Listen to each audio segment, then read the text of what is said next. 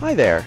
My name is Brady Plunger, and I am one of the Associate Curators of Education at the University of Iowa Stanley Museum of Art. This video is a crash course in close looking. Now, you might be thinking, why do I need a crash course in close looking at works of art? I see art all the time, in movies, on TV, in school, in museums, and maybe even in video games, like Animal Crossing New Horizons, seen here on the screen. But there's an important difference between seeing art and looking closely at art. When we practice close looking with a work of art, we are focusing our minds and bodies on that work of art and trying to understand and make sense of what we're seeing. We might also look for meanings in the work of art, but we'll talk about that in another video. The two most basic actions we take when we practice close looking at a work of art are observing and describing. We gather observations with our five senses, and most especially our eyes in the case of visual art. And I have a crucial piece of wisdom here. No observation is too small or too obvious to point out. We need to gather all the observations we can, including finding people, things, animals, colors, patterns in works of art to understand them. Take this work of art on screen. It's a print by Durga Prasad Bandi, who is a contemporary artist from India.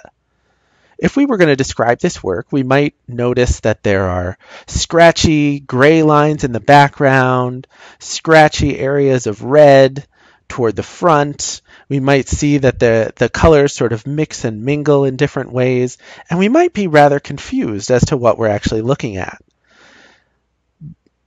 And what we need to think about is these are all just observations. To connect them together, we need to begin to describe the work of art. And our descriptions get even better when we connect them with what others see. For instance, when you looked at this print at first by yourself, you might have just thought it's a bunch of scratchy red lines on a scratchy gray background. But then a classmate might point out that over to the left, it almost looks like there's the shape of a beak, like a bird has. And then another classmate might point out that toward the center, there appear to be a set of kind of tilted legs, like a bird has. And then another classmate might point out the sort of outline of the body and the tail at the lower right. And suddenly, you could see the bird too. As we connect all these observations, we can start to describe the work of art and begin to question the meanings of all of these details. We're all unique individuals who see the world slightly differently.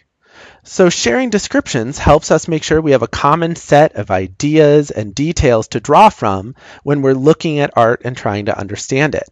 Take this mask on screen by the Coast Salish Canadian artist Dion Louis, for example.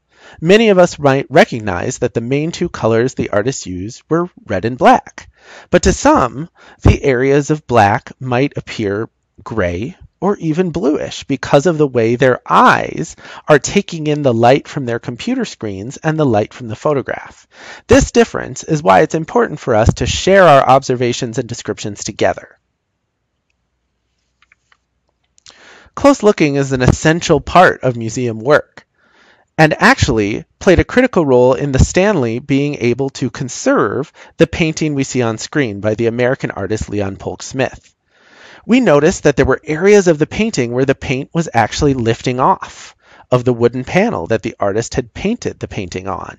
And you see in the lower image at right, an area where some of the paint seems to be cracking and lifting, while the image at the left shows the painting after we took it to conservators, who are basically the doctors for art, and they were able to treat it and make sure that the paint stays put.